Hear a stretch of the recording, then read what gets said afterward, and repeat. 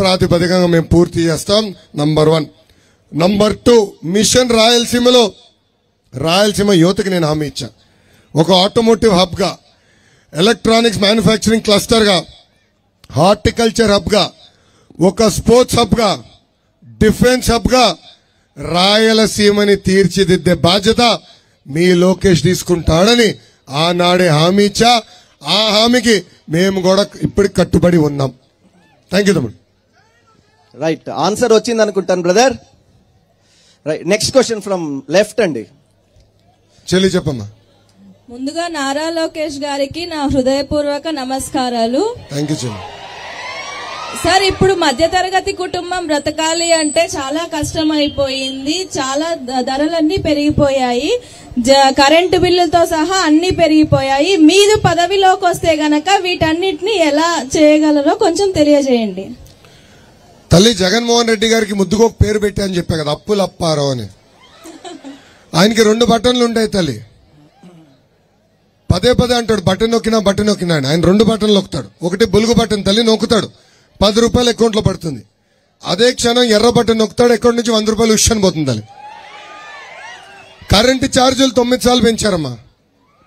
RTC ఛార్జీలు 3 సార్లు పెంచారు. పెట్రోల్, డీజిల్, గ్యాస్ పైన అదనపు పన్ను వేస్తున్నారు. ఇంటి పన్ను పెంచారు, చెత్త పన్ను పెంచారు, చివరికి క్వార్టర్ బాటిల్ ధరలు కూడా పెంచారు దాన్ని. ఇవన్నీ ఎందుకు పెంచారంటే ఆ అప్పులు కట్టాలి కనుక. ఒక ముఖ్యమంత్రి పైన ఉన్న బాధ్యత కేవలం బటన్ నొక్కడం కాదు, అభివృద్ధి చేయాలా, ఉద్యోగాలు కల్పించాలా, మన జీవితాల్లో మార్పు తీసుకురావాలా. మీరు ఒక్కసారి ఆలోచించండి అమ్మా, ఈ ప్రభుత్వ అధికారంలోకి వచ్చిన 5 సంవత్సరాల్లో ఒక్క కంపెనీని తీసుకొచ్చారా? ఒక్కరికైనా ఉద్యోగం కల్పించారా? లేదు.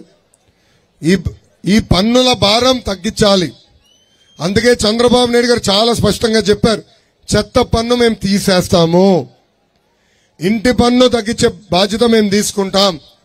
ఒక పద్ధతి ప్రకారం పెట్రోల్, డీజిల్, గ్యాస్ పైన వేస్తున్న అదనపు పన్ను కూడా తగ్గించే బాధ్యత మేము తీసుకుంటాం.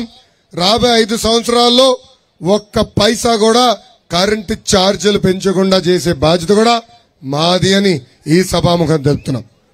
ఇంకా మధ్యతరగతి కుటుంబాలకు వచ్చేగల ఎక్కువ శాతం మంది ఉద్యోగాలపైన ఆధారపడి ఉంటాడు తల్లి. మన ప్రాంతానికి పెట్టుబడులు తీసుకురావాలా, కంపెనీలు తీసుకురావాలా. తమ్ముడు అడిగిన ప్రశ్న నేను సమాధానం చెప్పా. ఒక ఎలక్ట్రానిక్స్ హబ్ గా, ఆటోమోటివ్ హబ్ గా, సిమెంట్ హబ్ గా, డిఫెన్స్ హబ్ గా మన రాయలసీమను తీర్చిదిద్దేదానికి మనకు అవకాశం ఉంది. అది మేము చేస్తాం. గతంలో mega seed park, Jain irrigation project ఎన్ని తీసుకొచ్చాం తల్లి. ఈ ముఖ్యమంత్రి చేతకంతనం వల్ల ఎన్ని వెళ్ళిపోయినాయి. అవి ఎన్నొస్తే మనకు ఆదాయం కూడా పెరుగుతుంది. కేవలం సంక్షేమం ఇస్తాం కాదు, పేదరికం నుంచి పేద కుటుంబాలని బయటికి తీసుకురావాలంటే వాళ్ళకి ఉద్యోగాలు, ఉపాధి కల్పించాల్సిన బాధ్యత ప్రభుత్వం పైన ఉంటుంది. ఆ బాధ్యత తెలుగుదేశం, జనసేన ప్రభుత్వం తప్పనిసరిగా చేపడుతుంది. రైట్, ఆన్సర్ వచ్చింది అనుకుంటాను. సార్, గ్రీవెన్స్ చూద్దాం సార్. కొన్ని స్టూడెంట్స్ దగ్గర నుంచి కొన్ని వచ్చినాయి. ఏం కాలబ్బా?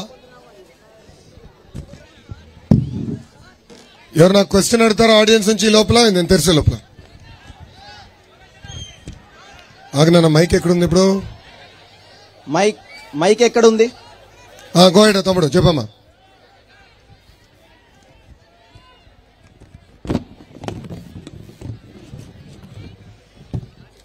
వస్తుంది అమ్మా, మైక్ యాక్టివేట్ చేయాలమ్మా తమ్ముడిది. మైక్ ఇవ్వండి. మైక్ ఉంది.